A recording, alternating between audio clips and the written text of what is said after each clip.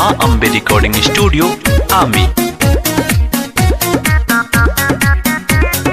पूरा भोजपुरी उनका दिलों में बसावनी बाबू आवाज में चिन्होता।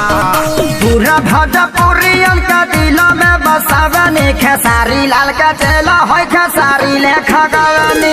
पवन सिंह के डायलॉग पर वीडियो बनावनी खेसारी लाल का चेला है खेसारी लेखा गावनी। पूरा भोजपुरी उनका दिलों में बसावनी खेसारी लाल का चेला है खेसारी लेखा गावनी।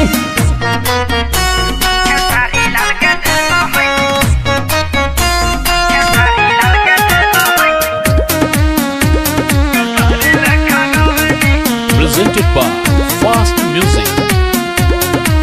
छपरा के जान हमें शान हो बिहार के चल जाला गोल जबान निकले ले झाड़ के। छपरा के जान हमें शान हो बिहार के चल जाला गोली जबान निकले ले झाड़ के। निराहु का जय सर कसा चलावनी बुझाइल हो। निराहु का जाई सर कसा चलावनी खेसारी लाल के चेला है खेसारी लेखा गावनी।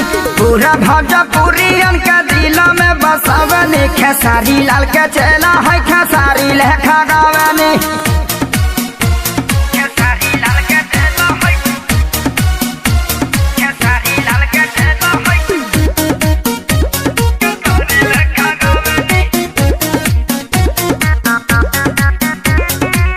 कम पड़ जाए कुछ करी का बड़ाई भैया खेसारी जैसा कमर का हिलाई। भैया खेसारी जैसा कमर का हिलाई। कम पड़ जाए कुछ करी का बड़ाई भैया पवन लेखा के हुओ न गाई।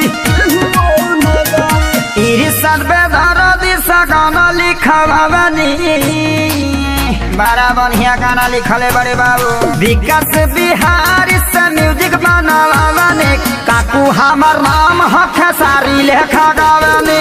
पूरा भोजपुरी उनका दिलों में बसावनी खेसारी लाल का चेला है खेसारी लेखा गावनी। खेसारी लाल का चेला है खेसारी लेखा गावनी। ला गर्दा हो गए।